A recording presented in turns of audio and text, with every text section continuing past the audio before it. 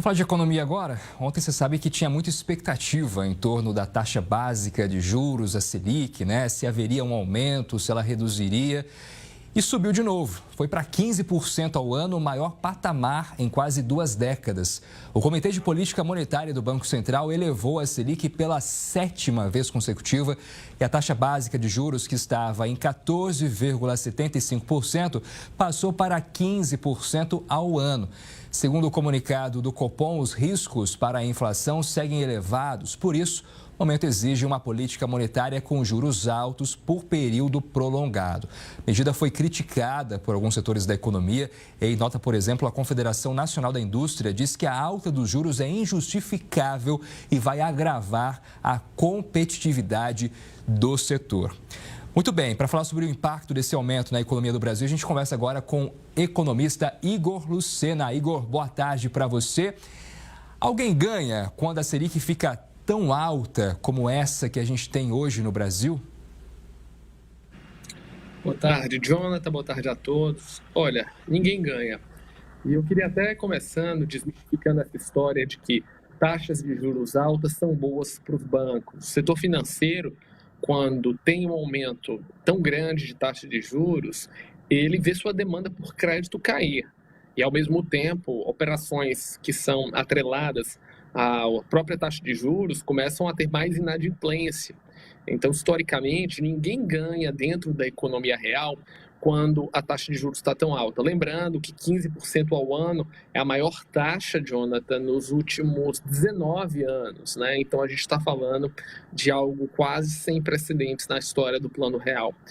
E aí a gente tem que analisar 2 pontos importantes. O primeiro é o básico de que operações de financiamentos de veículos, imóveis, investimentos que as empresas tomam ficam mais caros. Isso significa que a demanda por produtos e serviços vai cair, tende a cair e aumenta-se a possibilidade de desemprego. Ou seja, fábricas produzindo menos, investindo menos, precisam de menos trabalhadores e, obviamente, isso tende a desacelerar a economia. Mas por que isso ocorre na prática? Olha, isso ocorre porque o Banco Central imagina e entende que o ritmo de crescimento dos preços está muito alto. A gente está vendo uma aceleração. E essa aceleração, Jonas, segundo os dados que nós temos mais recentes, não vem pelo consumo das famílias, né? O consumo das famílias até vem diminuindo. O que a gente está assistindo é um conjunto de gastos do governo, seja governo federal, estaduais, municipais e até mesmo as estatais muito altos. Esses gastos estão cada vez maiores, fazendo com que o chamado risco fiscal e a dívida do Brasil aumente. Isso, obviamente, acelera os preços dos produtos e faz com que o Banco Central, de alguma maneira, tenha que agir para combater uma futura inflação, como a gente viu em 2015 e 2016, onde a inflação passou dos 10%.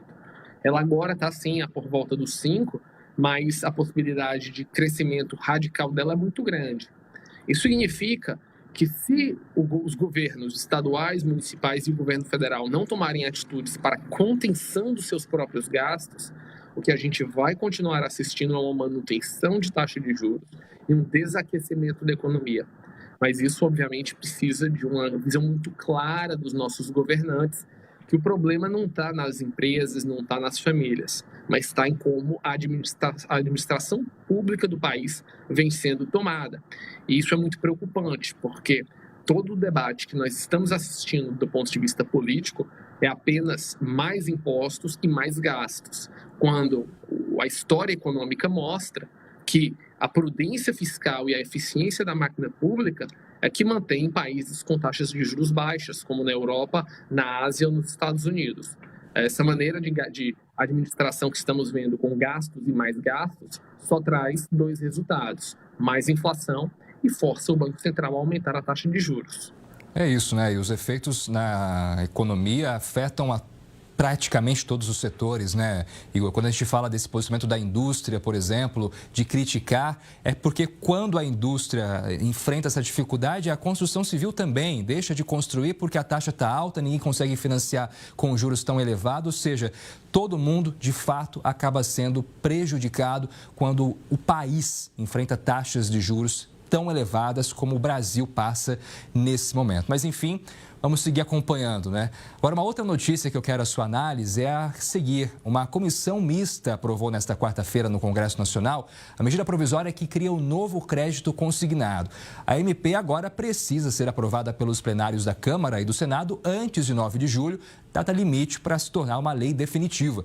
O crédito foi anunciado em março pelo presidente Lula e já conta com algumas modificações, como a inclusão de motoristas e entregadores de aplicativo. O programa permite que o empregado do setor privado contrate empréstimos usando como garantia 10% do saldo do Fundo de Garantia por Tempo de Serviço, FGTS, ou 100% da multa rescisória na demissão sem justa causa. No caso do trabalhador de aplicativo, a contratação vai depender do convênio entre a plataforma e instituições de crédito. É uma notícia boa, né, para quem precisa de crédito em momentos de alta na taxa Selic. O crédito fica mais caro, então isso pode facilitar um pouco. Mas é preciso ter cuidado, né, Igor, para não pegar uma dívida que não se consiga pagar depois. Jonathan, de uma certa maneira, para a pessoa que precisa de um crédito emergencial para, por exemplo, pagar um cartão de crédito ou até mesmo fazer algum tipo de reforma em casa ou comprar itens ou até tratamentos de saúde que são extremamente necessários, isso avança, isso ajuda porque você tem a opção de tomar esse crédito diretamente do seu celular. Agora, isso é uma porcentagem da população, isso não é a totalidade. Eu me preocupo muito quando você tem um cenário de taxa de juros muito alta e você tem um sistema de plataforma que gera oportunidade de crédito de uma certa maneira indiscriminado. Isso porque a gente está vendo que em alguns estados da federação, mais de 70% da população já está endividada, em alguns estados com mais de 40% de dívidas inadimplentes. Existem operações de crédito deste consignado que estão sendo tomadas a 4%, 5% de juros ao mês, o que é muito alto.